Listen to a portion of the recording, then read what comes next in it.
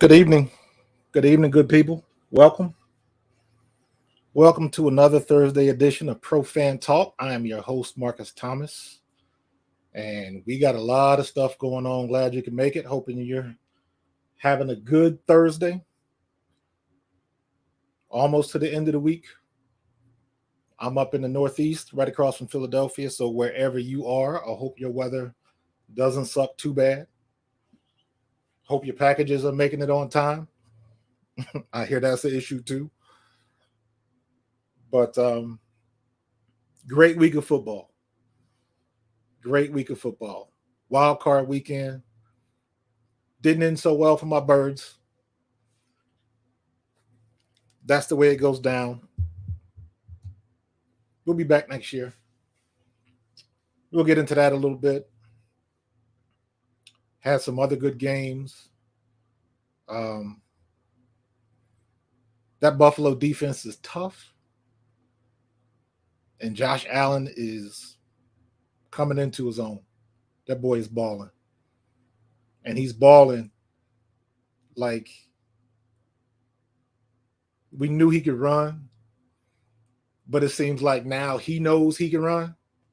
So he ain't messing around. So Buffalo is tough. Buffalo is tough. Chiefs are doing what the Chiefs usually do. Patrick Mahomes just does some crazy off-the-wall stuff that you can't really defend. San Fran tried to give it away. They tried. Jimmy G tried.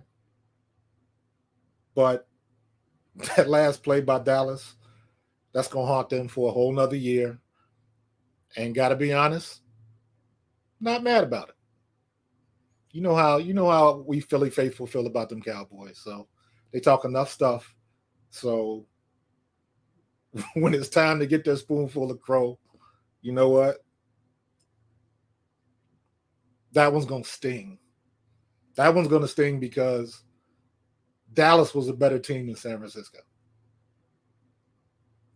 Dallas was a better team, and they played like trash. And they still had an opportunity to win that game, and they still couldn't do it. So Dallas is still looking at their last championship on a VHS tape.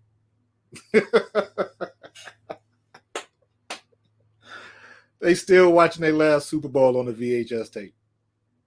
So there's some small measure of satisfaction in that. But we got a lot of stuff going on, man. A lot of stuff going on. So it's over, but it ain't over. But thanks for coming. Thanks for joining. Hope I see a lot of you guys in the chat. If you catch up with me on social media, I'll tell everybody. If you're from a Facebook fan page that I go on, I go on everybody's fan page. I try to contribute. I'm not just trying to pull people to watch my stuff. I don't do that. I will go on your fan page and I will contribute and offer criticisms and comments and all of that kind of stuff. I'd like, dislike, and argue with other people. I just, my motto is keep it real, keep it 100, and leave the toxic on the bench. And we can keep it moving. So, but if you're from a fan page, put your fan page in the chat. I'll shout you out. So, a lot of good content from the fan page. Keep it coming. Keep it coming. I appreciate it. I appreciate you from coming on the chat. So, before we get started, a couple things I want to do. I want to give a couple shout outs. First off, I want to shout out my buddy Scott and Jen Teller up in PA. Got married not too long ago. And very happy for him. Scott's a good friend of mine. We go back a long way. So very happy for you. I don't know how he outkicked his coverage with Jen, but she's got him together. So appreciate you, dude. Congratulations to you. Love you, man. And I'll be hollering at you. And secondly, if my Philly faithful, my Philly fanatics, if you would just allow me a moment of personal pride to shout out my Cincinnati Bengals. First time in a very long time we've made the playoffs. First time, I think it was 31 years, something like that. That's a long time. That's a long time. 91, I was 21, and it's been a long time. So just proud of my Bengals. I bleed green. Y'all know I bleed green, but I was born and raised in the jungle. Don't get it twisted. So big shout and big congrats to all my people in Cincinnati. And on that note, also, happy birthday to one of my best friends, one of my homies, one of my frat brothers, A5A, Ron Carpenter. Efforting to get Ron on the show. Ron, if you're hearing this, holler at me, dude. I definitely want to get you on the show. Ron is a friend of mine who was part of the greatest show on turf that year when the Rams went to the Super Bowl and won it. He was part of that team. So I'm trying to get him on before the Super Bowl. So all my homies, hit Ron up. Let him know. So now back home to the Eagles. Now it's time for us to clean off the couch. Clean it up. Bust out the dust buster. Clean off that couch. Because we are sitting on the couch watching the rest of the playoffs like everybody else. And I made a little extra spot for the Cowboys fans. I'm going to keep on that all day. So you might as well get used to that. Feels good. Because they will give it to us. So back at you. But we're watching. And that was rough. For that to be Jalen's first exposure to the playoffs, the small margin of error that you get in the playoffs, I will tell anybody, the game plays a little faster, but maybe it might take you a minute or two to, get your legs about you, get into the flow. And then at the end of it, it's just another game. The difference being, in my opinion, in the playoffs, your margin for error is just much, much, much smaller. Sometimes the best team doesn't win. Sometimes the best team finds a way to lose it. You just have to be, you got to be the team that makes the least amount of mistakes. That's what it comes down to. You have to be the team that makes the least amount of mistakes.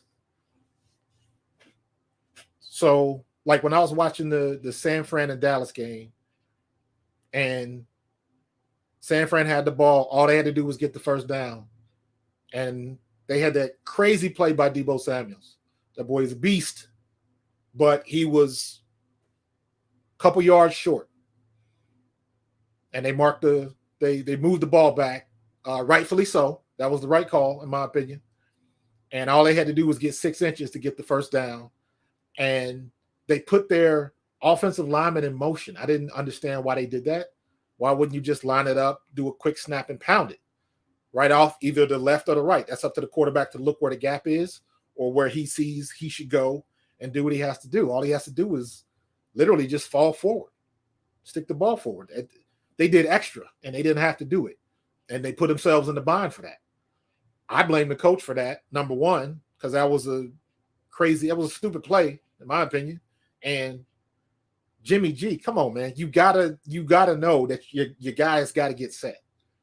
This is not a wide receiver you put in motion. You putting the offensive lineman in motion, something that he doesn't normally do.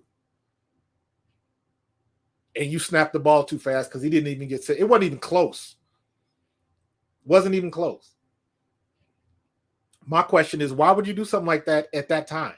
I mean, I understand the play, but there's 8 million ways you could have done that, and you could have done it a lot easier and saved yourselves the headache. But I don't know if they outsmarted themselves or I don't know. But they left themselves in the bind, and they left Dallas with too much time on the clock, and it ended the way it ended. So they could have closed that game out, and it would have been no question. So I don't understand that, but it is what it is. So As far as the Eagles game, Jalen was horrible. He wasn't horrible. He was bad. With the turnovers, you can say he was horrible. At the end of the day, it was a bad first outing for your first time in the playoffs. Not entirely unexpected. I don't think a lot of people thought that the Eagles were going to beat the Bucs, but you wanted a better showing than that. You know what I mean? That's like your mom taking you to the mall and they look at you and say, "Don't act like we ain't ever took you nowhere. Don't show out in here." They didn't even show up. Like, I didn't like the play calling. I didn't like anytime, and I've said this before, the way where Jalen is right now in his growth as a QB. His range is 25 pass attempts. Maybe you can go up to 30, depending on how the game is going. But when he stays around 25 passing attempts, he usually has a pretty good measure of success. The minute he gets up to 30 plus, problems. Always turnovers. Always turnovers. So when we got down early, I knew the running game was going out the window. And they were going to try to pass their way back, and you can't do that. That is just not his strength right now in his development. And we paid for it. We straight up paid for it. So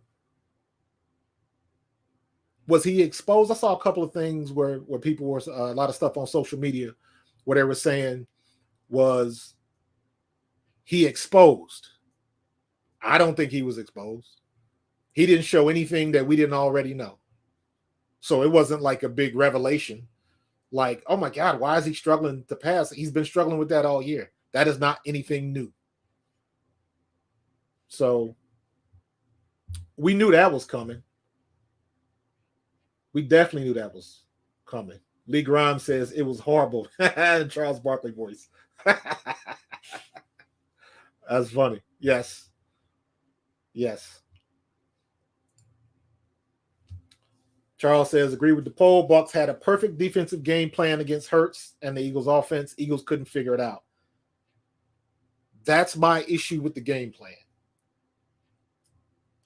Todd Bowles had Nick Sirianni at checkmate at halftime. He took the obvious answer, and it seemed like Sirianni didn't have anything to fight it, which was weird to me. The Bucs defense was really good. I believe they were third against the run at that particular time. I could be wrong, but they were one of the top defenses against the run going into the game. So, and Bowles is a excellent defensive coordinator. So I knew he was going to be ready, and he was going to find a way to stop Jalen. And how do you stop the run? How do you stop the RPO? You load 8 men in the box. So that means you already have somebody for the running back and you have somebody from the quarterback. And the easiest way to stop the RPO is the man with the quarterback, you blast the quarterback, regardless if he gives it up or not. You blast him. Then it becomes predictable because you don't want your quarterback taking that punishment. That's how you stop it. They ran one play successful against the Bucs, and that was when they did that short downhill pitch to the left to Miles Sanders. And I believe he got like 6 or 7 yards on that play. That's how you got to beat 8 men in the box. If you're going to continue to run, or at least attempt to run on that type of setup, you got to stretch them out. When you stretch them out, they get out of position, or how fast they flow, or they over pursue, and you got a chance to cut back. You got a chance to pick your holes, and it gives the lineman a little bit extra time, that extra half a second to set up a block.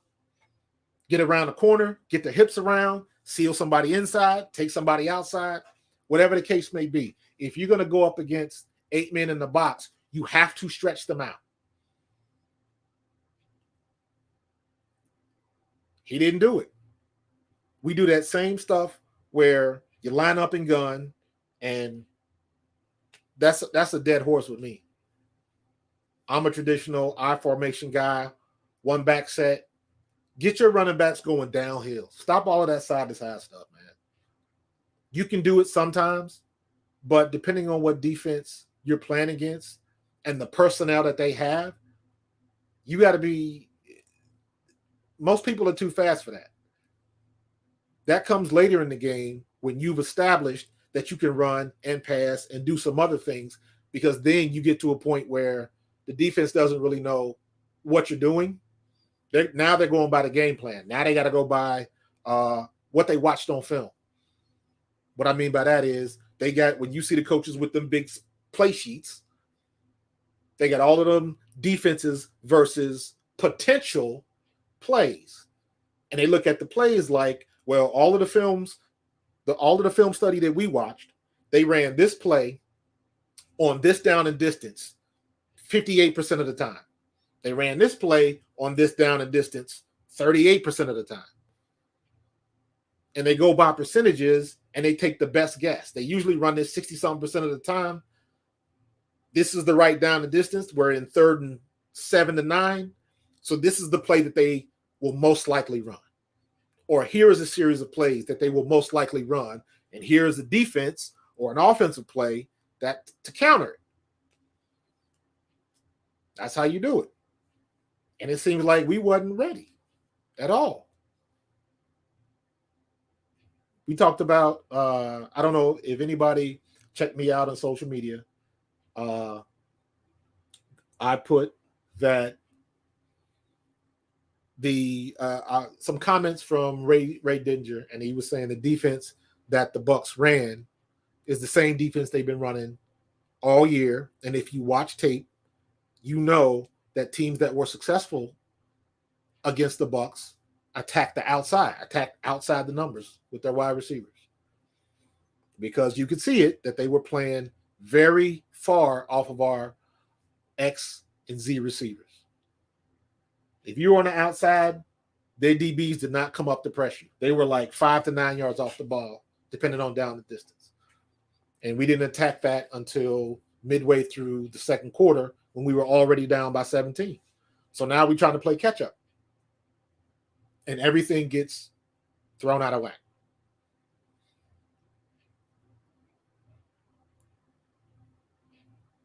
Whenever I see Sirianni and we start doing the wide receiver screens,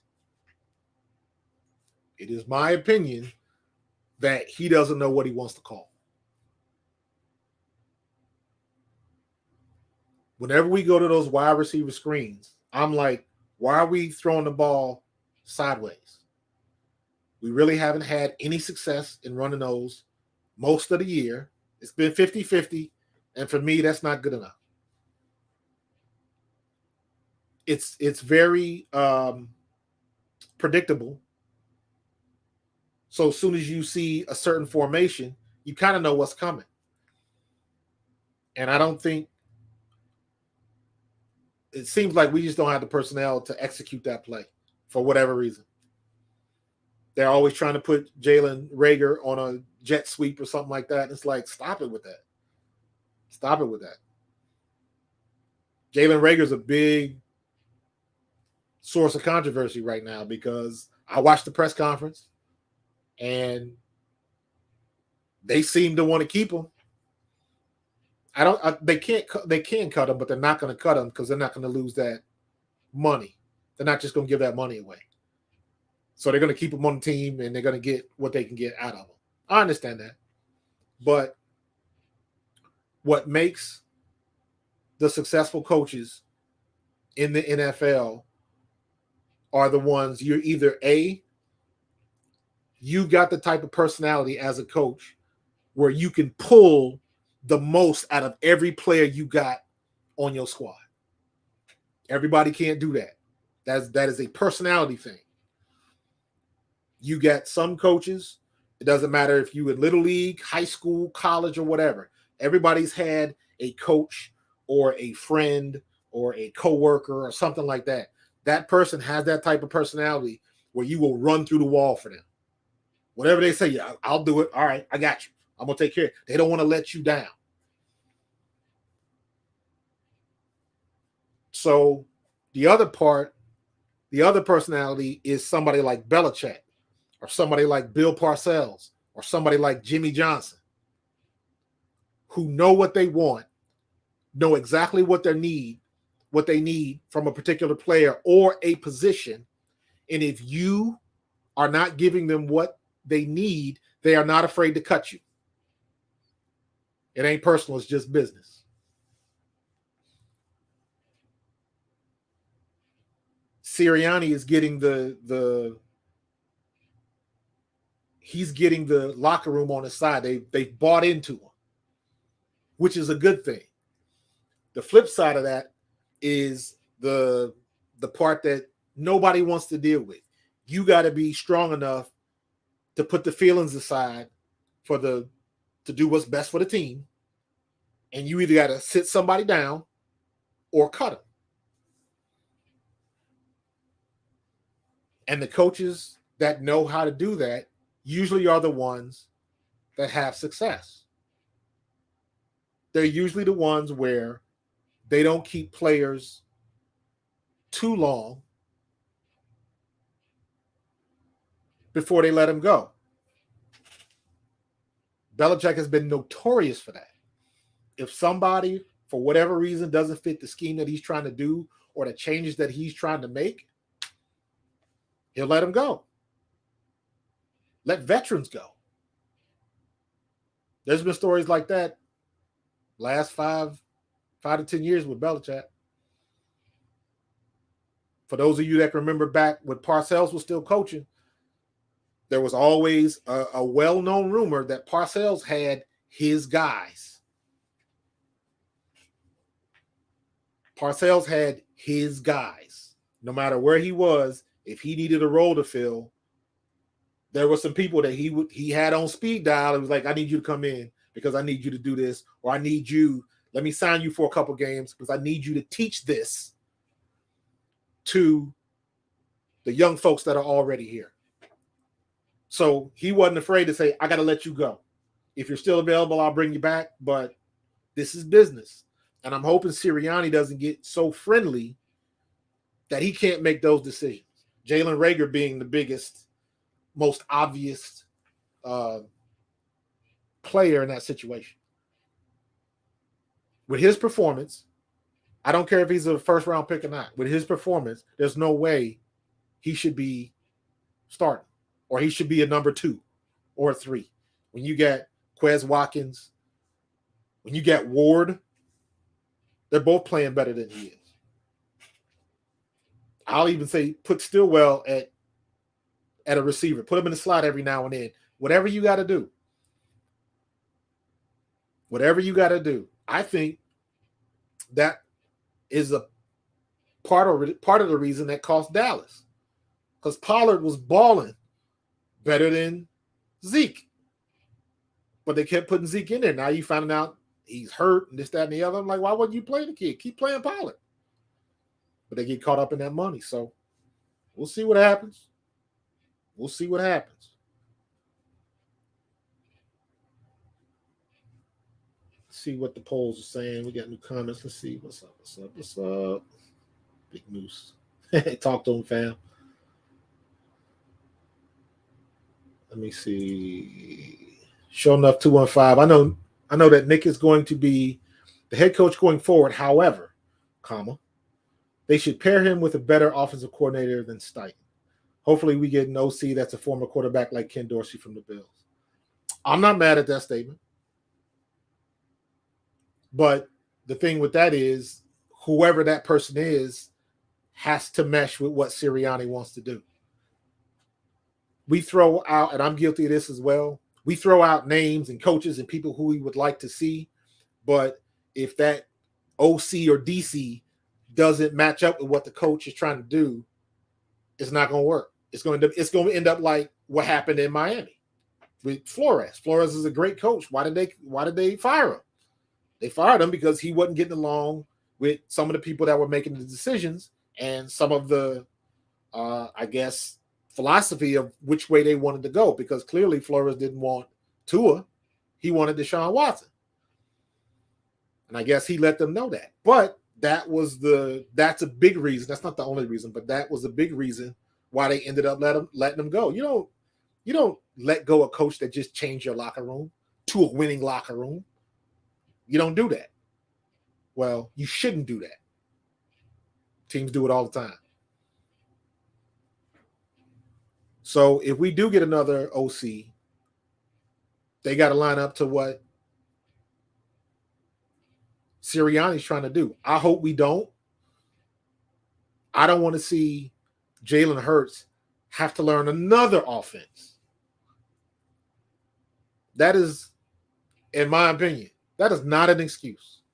Because most people who haven't played a game at the collegiate or the pro level really don't understand how difficult it is to learn a pro offense. I don't care who your coach is. I don't care what scheme he's running. Most people do not appreciate how difficult it is to learn a new offense. And this kid's had, 6 since he was in college? That's crazy. I give him bonus points just for being able to do that. That is ridiculous. Every year you coming back, you got to learn a new offense. And then you want to get on him because he's not comfortable. He's not seeing the field, all of that kind of stuff. Jalen Hurts is not doing anything different than any other young quarterback. And I looked this up. When we're talking about a young quarterback in their first year of starting, young quarterback, first year starting, throw out, now he done had 3 years to learn the offense. He done had a new offense every year. Well, not every year, but this is his second year. It was a different offense with Doug Peterson. So now it's a new offense with Sirianni. So he's right back at square one. He did pretty good in my book. But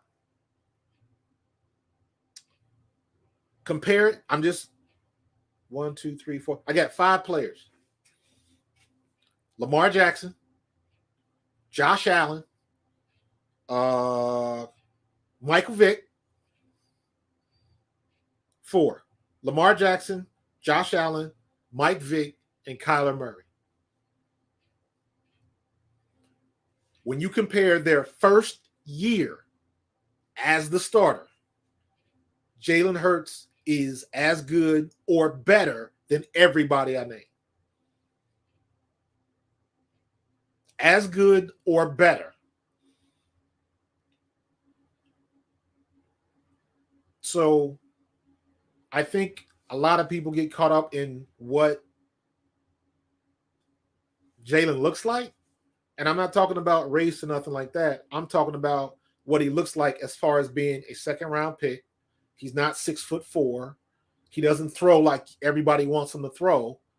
Like, in my opinion, he can throw fine. There's plenty of guys that don't have a cannon arm. There's plenty of guys that do have a cannon arm, but don't throw it to the right person. So all things being equal, he is right where I would have expected him to be. So I don't understand a lot of it's not unfair criticism, but they hype it up too much because you don't see that type of criticism for Trevor Lawrence. Trevor Lawrence didn't have the type of first year that Jalen did. And Trevor Lawrence is 6'4", 6'5", or whatever. He got the golden arm. He can throw it a country mile. You saw what his stats were. That ain't all Urban Meyer's fault. Urban Meyer ain't calling all the plays.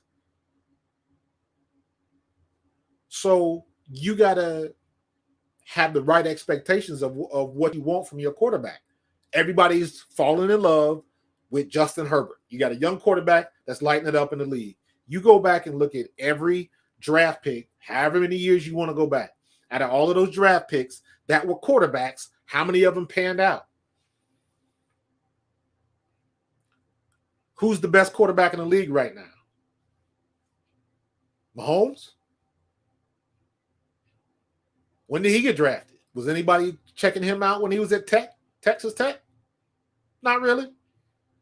He came on the scene and blew it up, and people were like, "Oh my God, this dude he was throwing underhand and left-handed and doing all of this kind of stuff." And what's the first thing people say is doing stuff like that is not going to last in the league when you're a starting quarterback. And you know what he's doing? The same thing he was doing. And it's working. He found a way to make it work.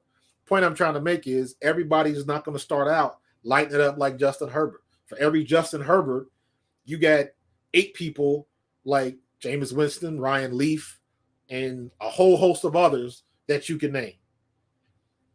Would you have rather had Jalen Hurts or Justin Fields? Would you rather have Jalen Hurts or Jameis Winston? Jalen Hurts or Taylor Heineke? What are they going to do with Taylor Heineke? Because Taylor Heineke is not a first-round name. Are they going to look for another quarterback? Taylor Heineke been balling. Why is it even a question? If he was a first-round pick or he checked those boxes of he played at the SEC school and a pro-style offense and did all of that stuff, all the dude was doing was about to walk away from football and had set himself up to get a good job in the real world, and Washington kept calling. And then he got on the field and said, yeah, I can ball too. So anybody who is not a Hurts fan, what exactly are you looking for? And when you figure that out, tell me why he isn't that. If you want to say his arm's not strong enough, that's a valid criticism. But in my opinion, the long ball is overrated. If you can throw the ball a country mile, most of the passes aren't. You might come around that situation every now and then. And mind you, Jalen did throw a couple of – this whole conversation would be different if those 3 early long balls he threw were caught. I believe it was 2 long balls where it was – I believe it was Quez Watkins and Smith where they ended up stepping out of bounds and it was an incomplete pass. Those were bombs. Most of the yardage you're going to get from a quarterback is going to be between 10 to 30 yards, maybe 40. A 40-yard throw is a bomb. I'm not looking for a quarterback to have to throw it 60 yards downfield, because the truth of the matter is when you get a quarterback that has explosive plays for 20 yards or more, usually that is a 5 to 15-yard pass to a receiver or a running back, and they make a play. It's not the quarterback throwing Jeff George style 80 yards down the field. That rarely happens. Rarely happens. But he's got to get better. Again, going back to the point, was he exposed? No, we know he's got to get better at his accuracy. We know he's got to get his footwork better. A lot of people don't talk about that. He bounces around too much. That ends up being a technique thing. That kind of stuff can be coached. Stop bouncing on your toes, because when you do have to deliver the ball and your feet aren't right, you're not going to throw the ball on target. That's something that he can work on. The 2 biggest things that he needs to work on is seeing the field, recognizing the defense, and anticipating when your receiver's going to get open. That's it. Anticipating your receivers getting open. That is something that every young quarterback coming out of college struggles with. Everyone. Some people adapt faster, but it happens to every quarterback without fail. The only way you can learn that is to do it, gain experience. You got some people like Tom Brady. When Tom Brady ended up playing, in his 4th year, whatever that was, when Bledsoe got hurt, he had been around the offense and been around Bledsoe and watched and absorbed enough to know what was going on. So it was a little bit of an easier transition. And his first year wasn't great, but it was solid enough, and they had the defense to take it to the house. And that's what they did. How come Jalen won't get the same treatment? Because he's not your stereotypical, is not what people want. He's got to be taller. He's got to have a bigger arm and all. And it's like, no. All I need you to do is win the game. If you got to win the game with your feet, win the game with your feet.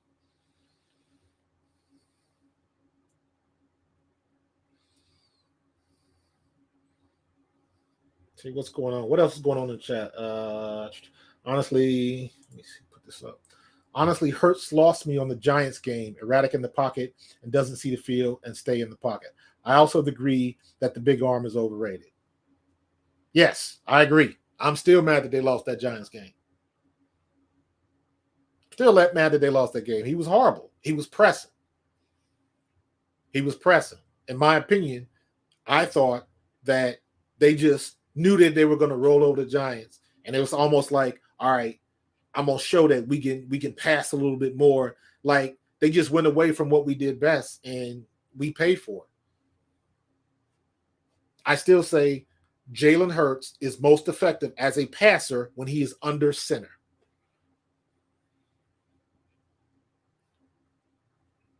When he is under center, when we played the Bucs, if he was under center, you drop back and you stick that ball out like you're about to hand it off.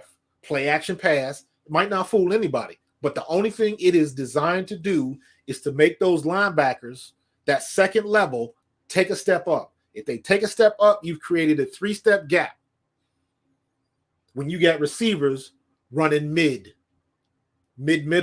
left and right, you've created a gap because now they step up, then they got to step back. And they got to get to their responsibility. That's how you loosen up 8 men in the box. If you get 8 men in the box, put some people in motion and have them come back across the field. They can't cover everybody. If they're going to stop the run, play action. But he doesn't do it. He likes to run running backs from the side and all of that kind of stuff. And you can do that sometimes, but when you fighting 8 men in the box, you can't do that. It's not going to work. And we got ourselves, like I said, Todd Bowles had us a checkmate early. And you could tell, you could look at Sirianni and he was struggling. Trying to figure out what to do.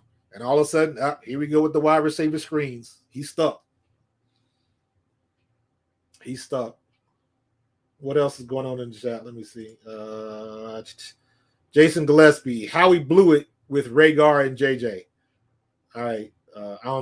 That horse is dead, bro. We knew that. Jalen Rhaegar, they need to sit him.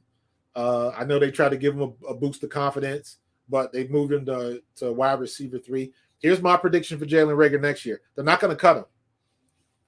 They're not going to cut him. However,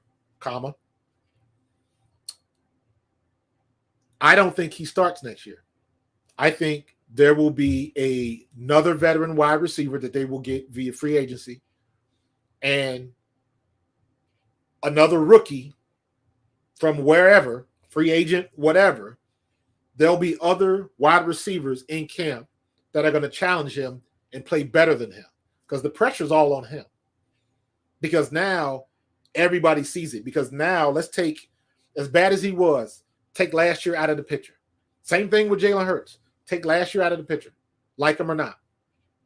Going forward, if Jalen Rhaegar doesn't ball out, he's going to get set.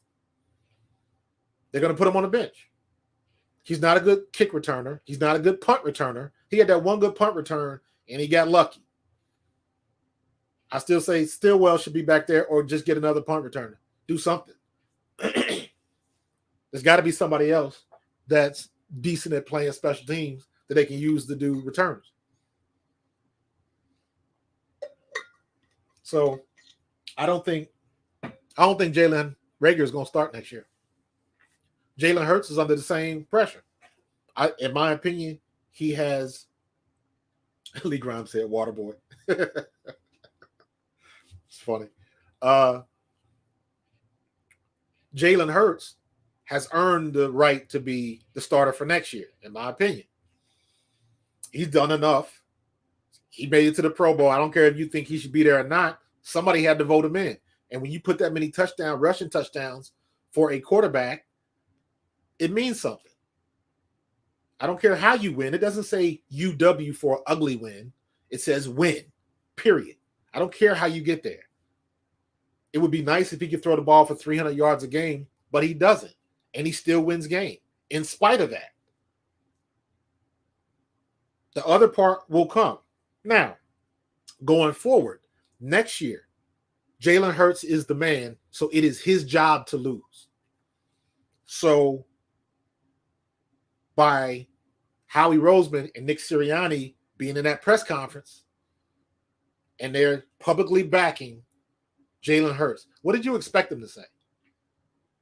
We don't like what Jalen Hurts is doing, so we're going to go in a different... No, they're not going to do that. The kid just took you to the playoffs. Don't forget that. He just took you to the playoffs. Because if he sucked the whole year and we were still... If we went the projected 4-13, like everybody thought we were going to go, you would say the kid can't play. They need to get rid of him. If he made it to the playoffs, maybe we would keep him, but he's garbage. That's what the sentiment would be. But he didn't. He got better. He still got a ways to go, but he got better, and he took us to the playoffs. Case closed. He's our starter next year. If he struggles next year, that means there's no question. There's no question on what Howie and Jeff are going to do. They're going to look for a new quarterback. And the 2023 class is looking a lot better than the 2022 draft class for quarterbacks. So that's a win-win as far as we are concerned. You roll with Jalen. Jalen has got that locker room behind him. Jalen's got that locker room behind him. The kid's got the work ethic. He's got everything you need. He just got to get his technique, and he's got to get his legs under him to be a top NFL quarterback. And he can be. That's my opinion. We put the right pieces around. I give you a perfect example of that. And we use this stuff. We use this example all the time, but it's a good example. If Trent Dilfer can win a Super Bowl,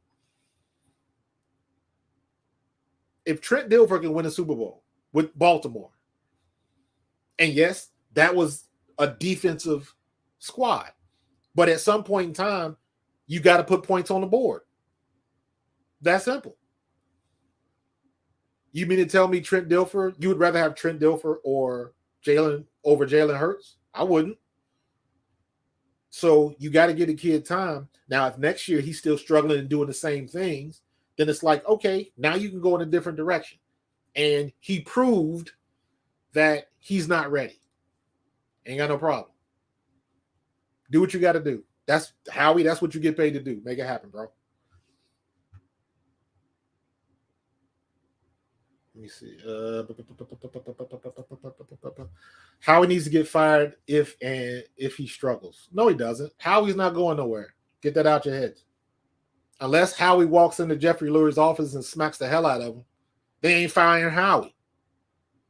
Get that out of your head. So what you would want is that Howie has a good draft and we can continue with what we're doing. I don't see a reason why Jeffrey Lurie would fire Howie, because whether you agree with it or not, Howie's been pretty decent.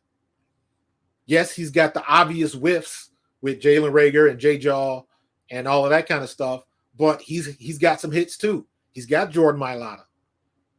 He's got 3 draft picks in the first round. He's got getting rid of Carson Wentz. That's a whole nother issue.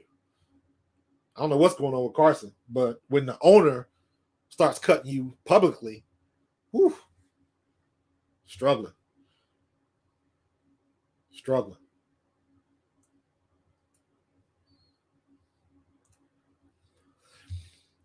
Dilfer could at least throw the football. Come on. That's a little harsh. He's gonna get better at it. It's not like he can't throw the ball. He's just got to get better at reading the defense and taking what the defense gives you. And again, we throw that out too easily. And I don't think most people appreciate how difficult that is. You look at you look at the struggles that Herbert had before he started lighting it up. There's a learning process, and some people it just takes longer. And all of a sudden, because of social media and everybody has access to everything, everybody wants to pick everybody apart immediately.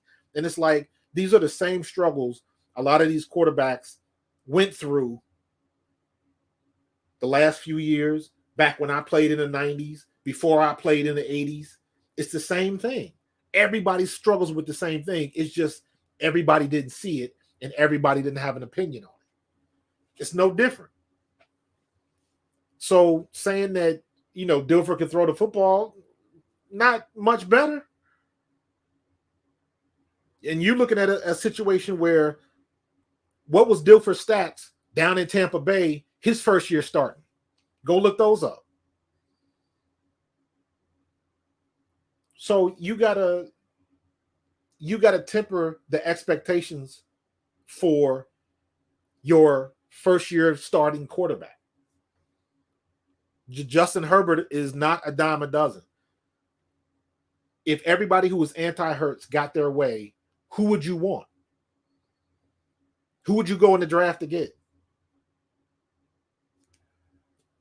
I don't know. Because if you get somebody, I'm telling you, this is going to happen. When the draft starts, you're going to have a couple of quarterbacks. They're going to have these crazy workouts. They're going to have these ridiculous workouts and throw the ball through the stadium wall. And they're going to throw the ball in every trash can and all of that kind of stuff. And everybody's going to ooh and ah. And they're going to be like, where did this kid come from? He's shooting up the charts. And Mel Kiper's going to talk his crap. And at the end of the day, don't nobody know. At the end of the day, don't nobody know. They all guessing.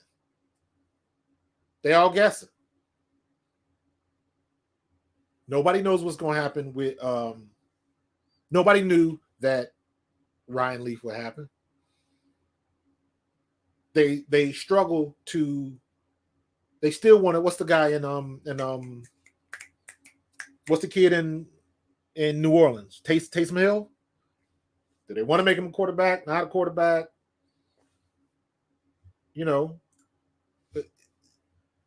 just don't you don't open a box of football cards and find an elite quarterback. It is hard.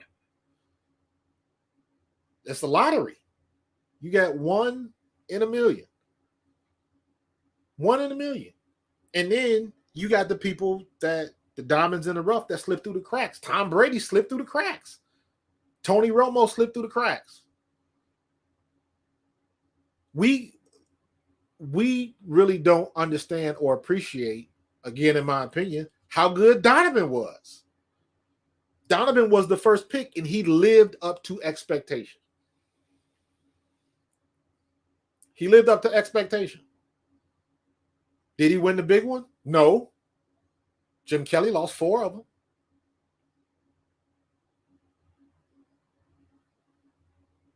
And arguably, every year the Bills went to the Super Bowl, during that stretch, the Bills had the better team. He lost 4 of them.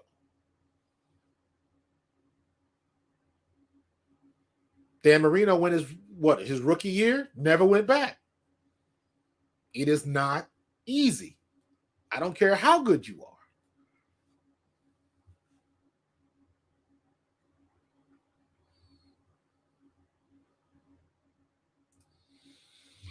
Watson is a better QB if he fixes his issues. I would rather go with him over Hurts. Yes, anybody, if you're going to get somebody like Deshaun Watson to come here, that's a no-brainer. That's a slam dunk. But he's not coming.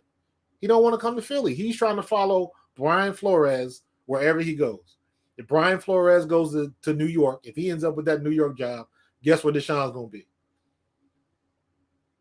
The funny thing is, the very interesting thing is, what happens if the Texans hire Flores?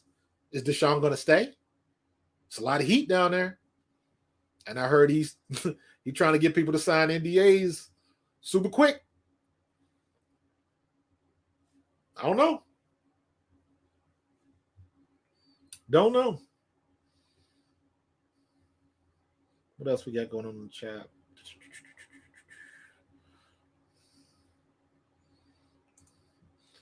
So Tom Brady is only a franchise quarterback if he has a great defense. Nah. I don't even know what that's about. Tom Brady is Tom Brady the best to ever do it? You got to give it to him. But I will still go with Joe Montana.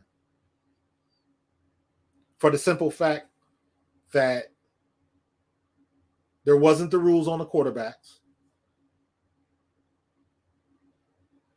They didn't worry about the tuck rule. Lord have mercy. There wasn't the rules on the quarterbacks. You didn't have all the technology that we have now, like the radios and radioing the plays at the last minute and all of that kind of stuff. All of that stuff didn't exist. Joe Montana took some shots and had to get up and do what he had to do.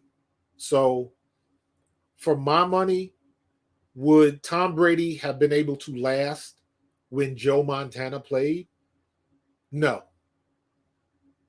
Because I don't think Brady could have taken those shots and continued. He damn sure wouldn't have been playing until he's 44 years old. Props to him for doing that. But you've got health and fitness technology that didn't exist back then. Oxygen chambers and all of this stuff that we have learned over the decades to help you maintain. That stuff didn't exist back then in the 70s and the 80s. So if you want to switch it up, I don't see Tom Brady lasting. So in my book, Brady is the best to ever do it. You can't argue with all the championships. But if you want to look at the total package, I'm still going to give it to Montana because he did more with less. Let me say it like that. All right, what else is up? Vince, how does it affect the locker room when someone like Rager, who is obviously struggling, is consistently out on the field over someone else who could possibly do a better job? That comes down to everybody knows it's a business. I've been in that situation where I thought I was better than somebody and they just went with that other person. And it wasn't even a money thing. It was just like the coach liked that person personally better than he liked me. I was putting it down and putting in work and toting the rock, and I was doing what I had to do. But they just had that relationship. So it was you deal with personalities. You don't necessarily deal with people. So when you get personalities that mesh, just like if you got a good person, if you got a good relationship with your coach, that coach is going to give you extra. Your leash is going to be extra long. He's going to give you every chance in the world and second chances and third chances and stuff like that. That's based on relationship. That's what I was talking about. That's the kind of person that Sirianni seems to be.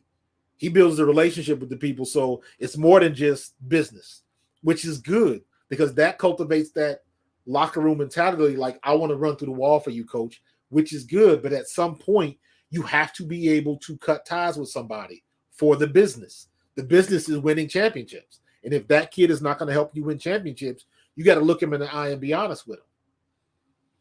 That is what we're still waiting on Sirianni to do. So we'll see. As far as what it looks like in the locker room, don't get it twisted. Everybody likes Jalen Reagor. Don't nobody hate him. Don't nobody want to see him do bad. He doesn't want to do bad. So everybody's pulling for Jalen Reagor. So I understand that. So it's not going to create any. The only way that would create animosity is if that person, let's just hypothetically say Jalen Reagor didn't nobody really get along with. Again, that's a personality thing because there are people that are like that. Diva wide receivers. Now you got diva defensive linemen, DBs, all of that kind of stuff. So if the personality wasn't right and people just didn't like them, and in an NFL locker room, just like any other place, just like your place of work, there's some people at your job you don't like. There's some people in your family you don't like. No different in the locker room. So it's not going to really cause anything because everybody knows this is about business. And if the time came and he got cut or he got sacked, everybody would dap him up and was like, keep your head up. You're going to get your opportunity. And they would keep it moving. Because if he got sacked and they won the game, they're going to forget about his issues real quick. So, Cognac Gang, Hurts is not a rookie. Yeah, we know he's not a rookie. Although I did call him, I would say that Hurts was a redshirt rookie. That's what I call him. So it was his first year starting. Yes, it was his second year, first year in the new offense. So essentially, it was like he was a rookie. But he was the first year starter. I agree with you. He's not a rookie. And next year, he got to show improve or he will be promoted to fan. So he better do something.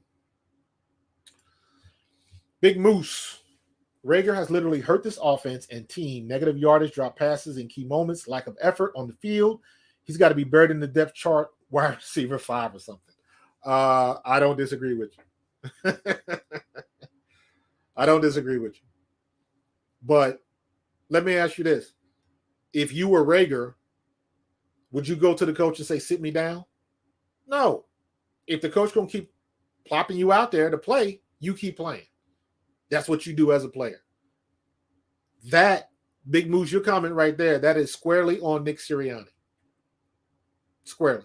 If somebody else would have been in the game and made the catch at the end of that one game that hit him in the hands, that's on Sirianni. Sirianni watches the tape. Sirianni watched, I don't know if you guys saw my social media post from Baldy where he showed Jalen Rager not even being able to get off the line of scrimmage. He jammed him. The defensive back jammed him. He had to take 3 steps back before he could get off the line of scrimmage. The DB stuck his back foot in the ground, jammed him with his, put his hand in his chest, and Jalen Rager didn't go nowhere. Didn't even get off the ball. It was crazy. And let me tell you something. I know how that feels because I remember as a rookie in camp, and Eric Allen did that to me. We were just doing drills, and I hopped up, and EA was in front of me, and he just drop step and just shoved his palm into my chest, and I went backwards. It took me 2 steps to regather and go around. And by that time, he's already his back pedal. He knows what I'm going to do. He was a vet at the time. So, but you got to be able to get off the line of scrimmage. So, I agree with you. We'll see what's going to happen. Jason Gillespie, they need to stop putting his ass on the field. That's a Sirianni thing. Girl probably looking like a first-round pick. Now, I will say this, because I've seen this before. If you have a player that's not producing for your team and he goes somewhere else and he starts producing, that means that we probably were not using him in the right way. That's what I think. Even right now, I think the best thing to do with Jalen Rager is put him in the slot and throw a quick slant. Do one of those, just like Tom Brady, get the ball out of your hands in 2 seconds, give it to Rager, 3 to 5 yard quick slant, and let him make a play. That's how you're going to use him most effectively. Even J-Jaw, if you're going to have him on a team and he's a big body, in practice every day, I would tell J-Jaw, dude, this is what you're going to do. Every time I throw you the ball, I want you to go up like you dunking a basketball. Every ball coming to you is going to be high. That's what I would do. Every pass he got, he would run 5 and 10 yard outs. He would run short and mid crossing routes because he would be a big body. And I would throw him the ball. Everything's coming high. You go up and get it. DBs are small. You're not. But it all depends on what he's going to do. So I think that's all Rager shouldn't be doing. All that quick slants. Sure enough. Hey, man. Good quarterbacks also need better play calling. Facts, Chris. Facts. Shout out to my grandson chiming in. I appreciate you. Love you. But listen, Sirianni's a first-year coach too. He got a lot to learn. So even his first year is pretty decent. There's always going to be stuff that we hate and don't like. But overall, his first year was decent. Hopefully he can build on that. So we about to close it up real quick in a few minutes, but a couple things I wanted to do after the Cowboys game.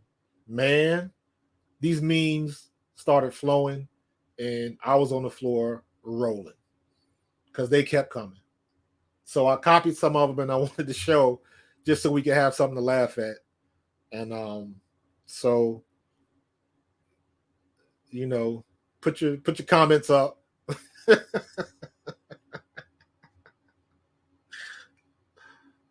Oh my God. Not your year. I love that one. I think that's an old one, but that's still funny.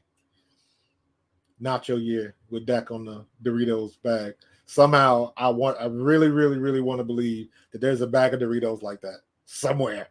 Some graphic designer at a print shop, you got to print a legit bag of Doritos with that on it. That would be ridiculous. I'd love it. They would probably sell out. Let's see what's next.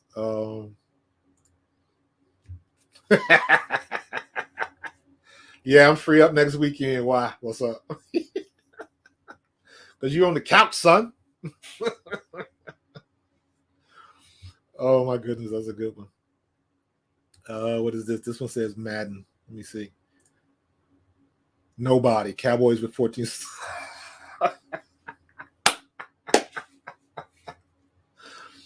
Man, that last play with the Cowboys, that is going to haunt them. They're going to play that all off season. They're going to play that anytime Cowboys plays away, whatever stadium they're in, they have to play that last series. When they play the Cowboys, they got to do it. Oh, my God. That is going to be hilarious.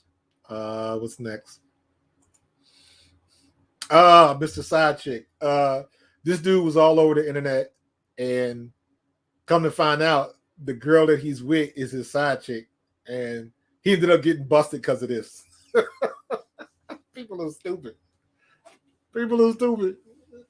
He went to the game with his side chick and was on TV. Oh, my goodness.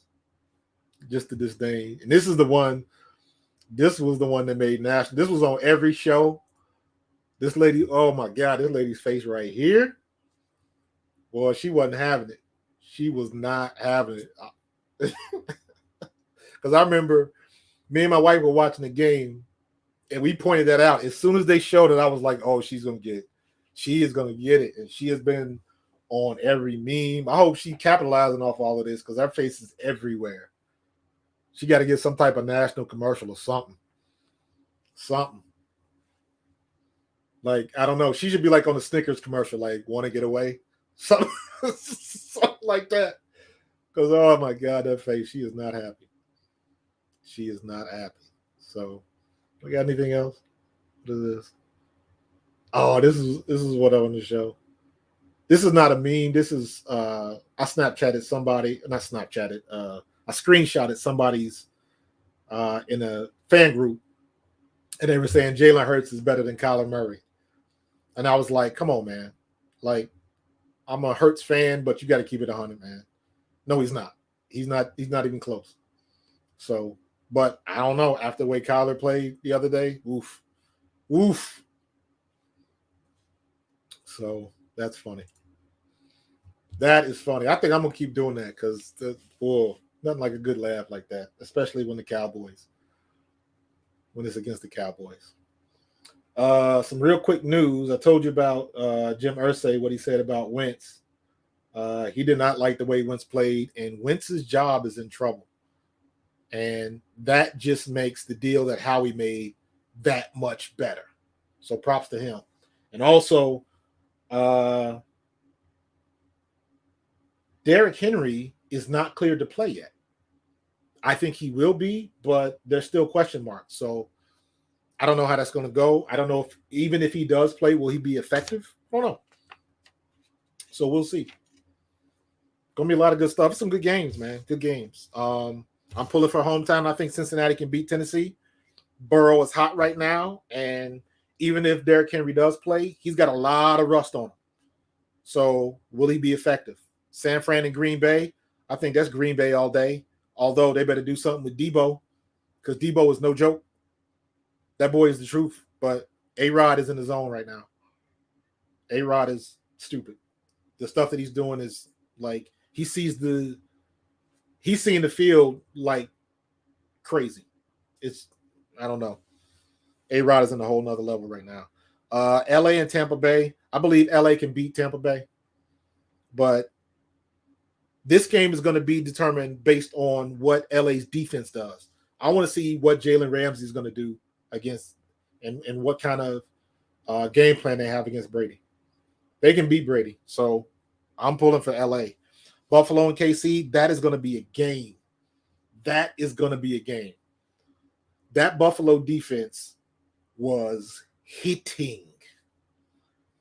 Them boys were not playing out there. It was cold. They knew it was cold.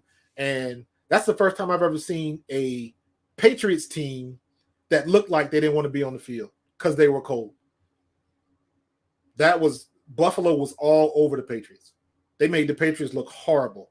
Mac Jones looked horrible. Bill Belichick was flustered. He couldn't do nothing with them. Them boys on defense were sticking. And Josh Allen is now, like I said earlier, now Josh Allen knows he can run. So he's a true triple threat. Or dual threat, I guess. He ain't going to kick it.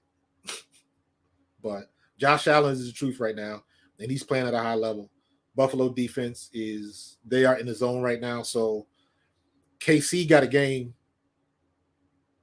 The best thing about this is, Patrick Mahomes is going to do some crazy stuff, but Buffalo's defense is going to put some hits on the boys. So that should be an awesome game. So this weekend's going to be a good one. I'm pulling for my Cincinnati Bengals. Who they? And all my folks back home in Cincinnati, Princeton High School, the best high school this side of the galaxy. Put your hand over your heart every time you say it. But I'm going to get out of here, man. Thanks for joining me. We had a good group tonight, man. I want to keep this number going up. This is my new mark. I'm brand new at this. So that's my bar now. 44 is my bar. I want to get that up to 144. Then I want to get up to 200, then 500. So let's build it up. So everybody, bang the like button for me. Subscribe to A2D Radio. Tell your friends about me. If you are on a Facebook fan page or something like that, when you're in the chat, send me your fan group. I'll shout you out, man. There's enough for everybody to eat. Let me know where you're coming from, so we can holler. Hit me up on the Eagles Alumni Fan Perspective. That's my Facebook fan page, and I talk with everybody. I jump on a bunch of other fan pages, and I try to talk because I'm big on I want to tell people how it really is, because a lot of opinions are crazy, but it's all good. But hey, I appreciate y'all for showing up, and hopefully I will see you guys next week. Again, tell your friends about me, and look forward to these games, and you guys have a good weekend. Stay safe, wear your masks and all that kind of good stuff. Keep your family safe, and I will see you next week. Peace.